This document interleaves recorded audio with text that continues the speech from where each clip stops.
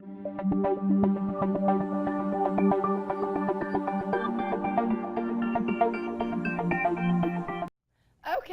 we have up here a quadratic equation because we have an equal sign and we see our x squared. Now, step one is already done, which is great. Sometimes that will happen. Sometimes your quadratic equation is already set equal to 0. So all we need to do is factor. The problem here is there's not just always one step of factoring. If you follow your rules, the first rule of factoring is GCF.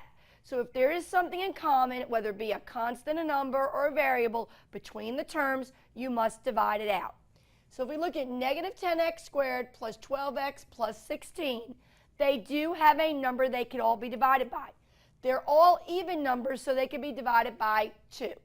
Now, here's the important thing I want to stress. It's important to know whether you divide everybody by 2 or you divide all the terms by negative 2. And here's the rule of thumb.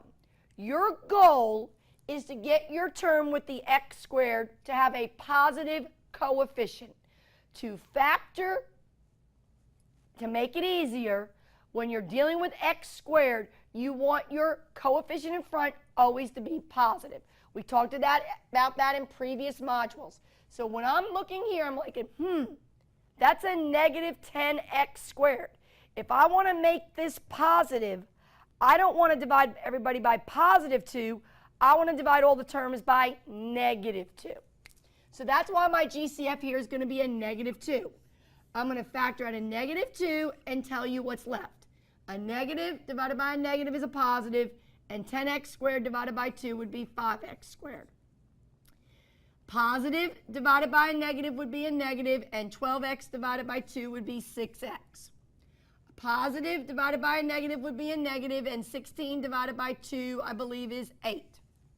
Okay? So we did the first step of factoring. We pulled out what was in common, and again, your goal is to get your coefficient in front of x squared to be positive, so now it is.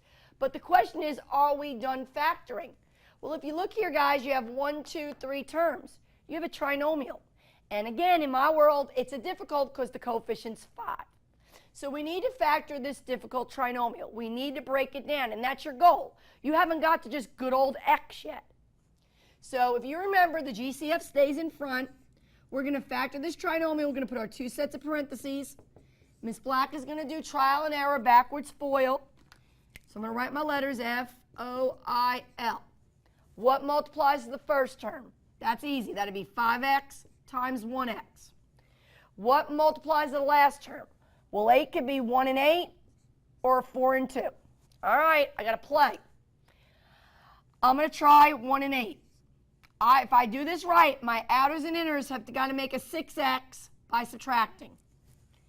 That's 40x. That's 1x. That's not going to subtract and make 6. I switch them. 5x, 8x. That's not going to subtract and make 6. Out. 4 and 2.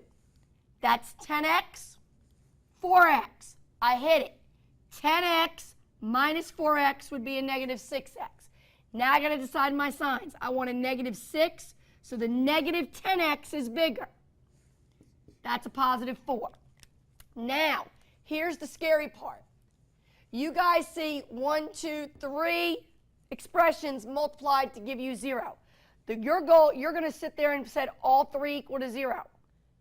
Remember what your purpose is here. You're solving a quadratic equation. You're solving for x. This term right here doesn't have an x. Even if you write negative 2 equals 0, there's nothing to solve for. The reason why this negative 2 is out here was it made it easier to factor.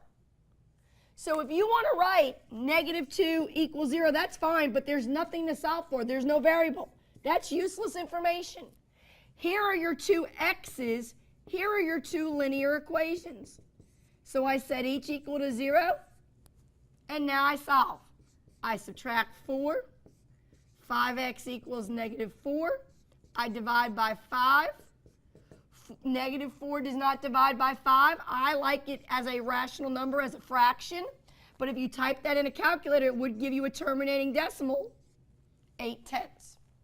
So negative 4/5 or negative 8/10 would be acceptable. On this linear equation, I'd add 2, and I get my solution to be 2. Now, one thing we've not discussed is how to write your solution sets. Every author of every textbook's different, so there's many ways to write these solutions. One way is to write them out. X equals negative 4/5, comma, 2. Okay? And it wouldn't matter which one you list first. A lot of textbooks like to put their solutions in these squigglies. Those squigglies are called braces. Braces are symbols in math that just hold information. They're not like parentheses or square brackets that mean multiplication. So a lot of times in a math book, you'll see your solution to your equation in braces. Okay? So again, just look at the author of your book and they'll decide how they want you to write your solution. Some want you to list it out. Some even accept you just writing it as x equals negative 4/5, x equals 2. Okay? All righty. We have a little bit more to talk about quadratics. See you in the next module.